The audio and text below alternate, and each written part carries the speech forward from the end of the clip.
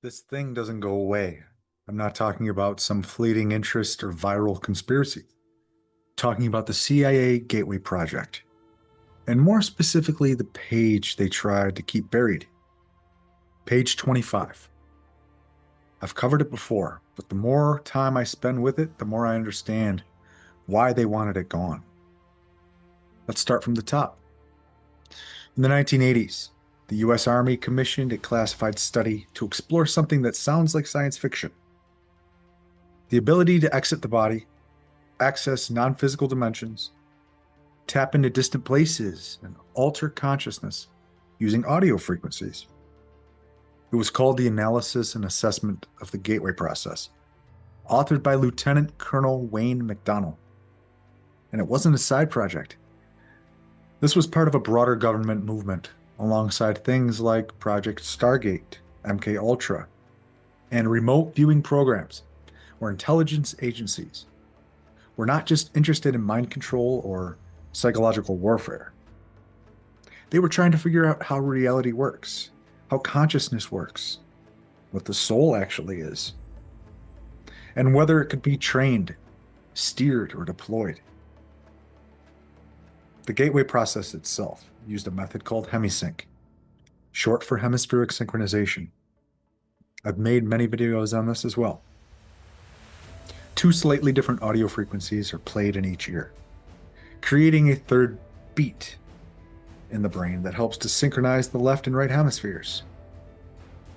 This is grounded in neurophysiology, using binaural beats to shift brainwave states into alpha, theta, delta, even gamma, where altered perception occurs, where people report out-of-body experiences, access to archetypal realms, past lives, non-linear time, encounters with guides, or dissolution of the ego entirely. And McDonnell wasn't dismissive of it. He built a 29-page report explaining exactly how it works, pulling from physics, metaphysics, bioenergy, and even Kabbalistic models of the universe. But when this document was finally declassified, one page was missing. Page 25, the only page completely absent from the official public release. No explanation. Just a jump from page 24 to 26. No note, no redaction block, no reason. And if you know how government documents work, you know that's not an accident. It's not a formatting issue, it's not a printer error. It's a decision to remove something. And when page 25 finally came out, it wasn't some tactical secret. It wasn't sensitive troop movements or spy data. It was about consciousness. It was the conclusion, the keystone, the page that tied it all together. And it said this: there is no reason to believe the absolute does not exist. In fact, the evidence seems to suggest that it does. Moreover, it is entirely possible that all mystical and religious traditions are describing the same unified structure. Let me put that differently. The US military, after reviewing decades of scientific and spiritual data, acknowledged that reality is rooted in a conscious, intelligent field.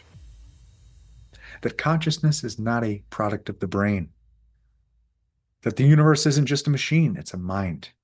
And all of this, backed by physics, experience, and mystical traditions, that were saying it long before any government caught up. Let's get into what that actually means. We're talking about consciousness as primary, not a side effect of evolution, not neurons firing randomly, but the fundamental fabric of existence. The brain in this model isn't the origin, it's the receiver, like a radio.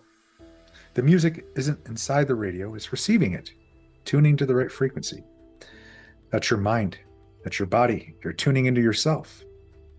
This is the same conclusion reached by Sir John Eccles, Nobel Prize-winning neurophysiologist, and Wilder Penfield, legendary brain surgeon, after decades of studying neural behavior. They couldn't find a physical origin of thought, intention, or the sense of I. No matter how deep they went into the cortex, the self wasn't there, because the self isn't stored in tissue.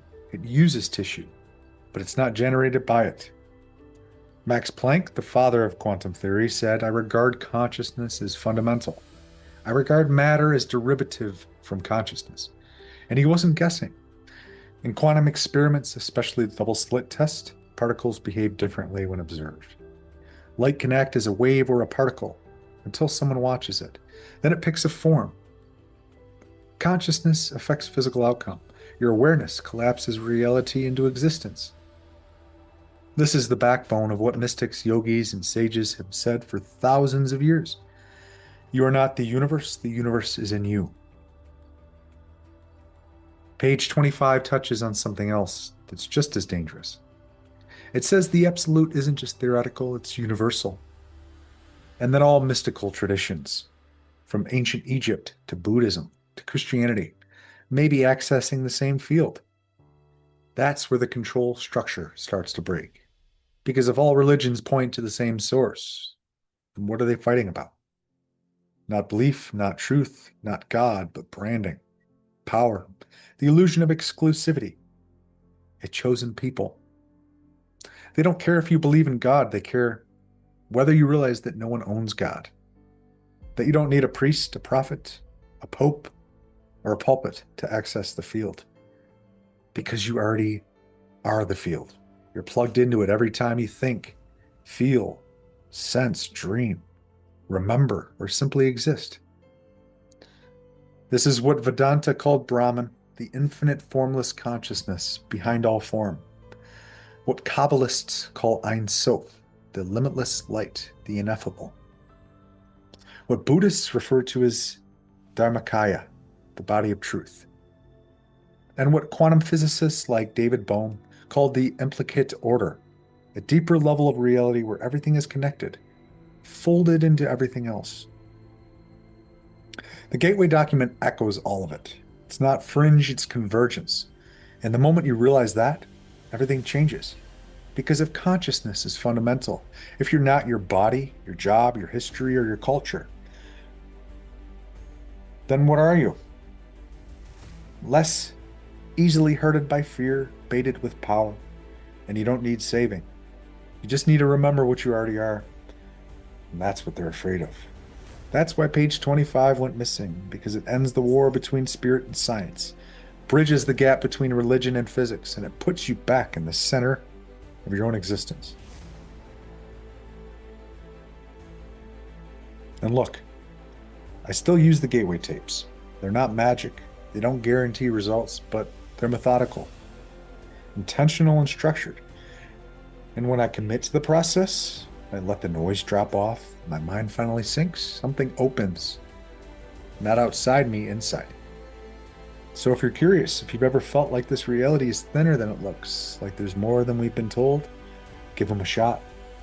Not because you're chasing something. Because the Gateway Project wasn't just about intelligence. It wasn't about military power. It was about the one thing power can't touch. Who you really are. A threat because it exposed you. Not the you they trained you to believe in, not the mask. The you that existed before name, thought, identity, or form. And now the page is out. Go read it. What will you do with it? That's your gateway. Humanfluence, out.